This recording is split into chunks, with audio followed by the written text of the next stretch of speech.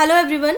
आज हम बात करेंगे कि कैबेज की जो वैरायटीज़ हैं उन्हें हम अपनी कंट्री के अकॉर्डिंगली कितने तरह में डिवाइड कर सकते हैं। जैसे कि मैच्योरिटी ग्रुप के अकॉर्डिंगली हम कैबेज को कैसे डिवाइड करेंगे कि वो अर्ली मैच्योर हो रही है या लेट मैच्योर है या फिर मिड सीजन की वैरायटीज़ हैं।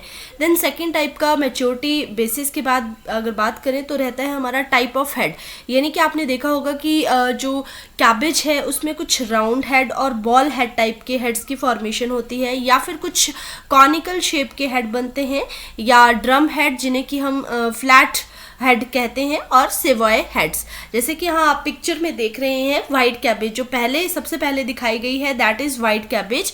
ये ज़्यादातर इंडिया में आपको देखने को पाई जाती है और मुख्यतः यही वैरायटी है और इसी तरह की जो कैबेज है वो ग्रो की जाती है। अगर इसकी वैरायटीज़ की बात करें तो इसमें राउंड हेड और बॉल हेड में जो वैरायटीज़ आएंगी वो आपकी golden acre, pride of India, green express, Copenhagen market या फिर मैमथ रॉक रेड के नाम से कुछ वैरायटीज़ जो हैं वो जानी जाती हैं और काफ़ी फेमस वैरायटीज़ हैं कैबेज के लिए। देन रेड कैबेज के बारे में बात करते हैं। रेड कैबेज यानी कि ऐसी वैरायटीज़ जिनकी जो डिस्टिंक्ट कोट रहती है, उनके ऊपर एक वैक्सी कोटिंग रहती है, इस तरह की कैबेज जो कि सेकंड पिक्चर में दिखाई गई है और ये काफ़ी टॉलरेंट रहती है रेड कैबेज डायमंड बैकमॉथ के लिए। रेड कैबेज का नाम बता दूं तो red cabbage is Brassica oleracea variety rubra के नाम से जाना जाता है। Then savoy cabbage, savoy cabbage में कुछ इस तरह के ब्लिस्टर्ड लीफ पाए जाते हैं और इनकी जो शेप रहती है वो पॉइंटेड एंड रहता है, पॉइंटेड राउंड और कुछ फ्लैट, हल्का सा फ्लैट शेप पाई जाती है। तो तीनों जो कैबेज के क्लासिफाइड वैरायटीज़ हैं उन्हें हम वाइट कैबेज, रेड कैबेज और सेवॉय कैबेज में क्लासिफाई कर सकते हैं। देन राउंड हेड और बॉल हेड इस तरह की वैरायटीज़ को हम कहते हैं और कुछ कॉनिकल हेड में भी वैरायटीज़ पाई जाती हैं जिन्हें कि जैसे कि जर्सी वेकफील्ड एक वैरायटी है, काफ़ी फेमस वैरायटी है जो कि कॉनिकल शेप में पाई जाती है। देन फ्लैट हेड और ड्रम हेड, फ्लैट हेड और ड्रम हेड काफ़ी लेट टाइप की वैरायटीज़ हैं और IRI की एक काफ़ी इंपॉर्टेंट वैरायटी है जिसे कि हम पूसा ड्रम हेड के नाम से जानते हैं। देन सेवॉय कैबेज की एक वैरायटी है very important, that is Chieftain. Chieftain जो है एक ऐसी इंपॉर्टेंट वैरायटी है जो कि IRI के द्वारा डेवलप की गई है। देन हम नेक्स्ट कैबेज के कुछ कल्टीवार्स के बारे में बात करते हैं जिन्हें हमने 3 ग्रुप में यानी कि मैच्योरिटी के बेसिस पे 3 ग्रुप में डिवाइड किया है और ये वाइट कैबेज के ही कल्टीवार हैं यानी कि जिन्हें हम ज़्यादातर इंडिया में ग्रो करते हैं। तो अर्ली ग्रुप में लगभग 60 से 70 दिन लग जाते हैं मैच्योरिटी के लिए।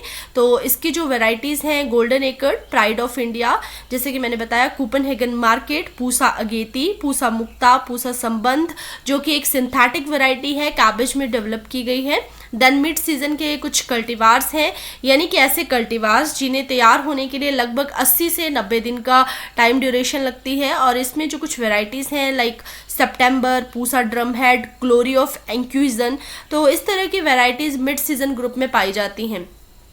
नेक्स्ट हम बात करते हैं लेट ग्रुप की वैरायटीज़ की। लेट ग्रुप की वैरायटीज़ जो कि लगभग 85 से 130 डेज़ के बीच तैयार होती हैं और इसमें एक इम्पॉर्टेंट वैरायटी है पूसा ड्रम हेड और लेट लार्ज ड्रम हेड और कुछ अनदर वैरायटीज़ हैं जैसे कि इंडियन एक्लिप्स एक वैरायटी है, late flat Dutch another important variety है, देन डैनिश बॉल हेड जो कि लेट ग्रुप की वैरायटीज़ हैं और काफ़ी फेमस वैरायटीज़ हैं। तो इस बेसिस पे हम जो वाइट कैबेज है उसे क्लासीफाई करते हैं on the basis of maturity of heads, यानी कि हेड कब मैच्योर हो रहा है ट्रांसप्लांटिंग के बाद।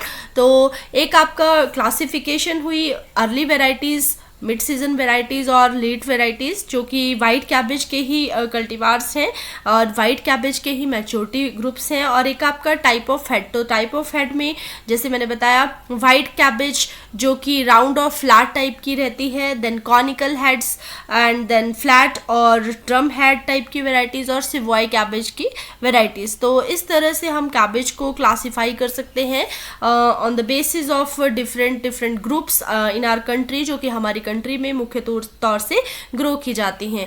सो काफ़ी इंपॉर्टेंट इन्फॉर्मेशन है regarding the SRF, JRF and some ARS questions regarding. So this is all about the cabbage maturity groups. Thank you everyone.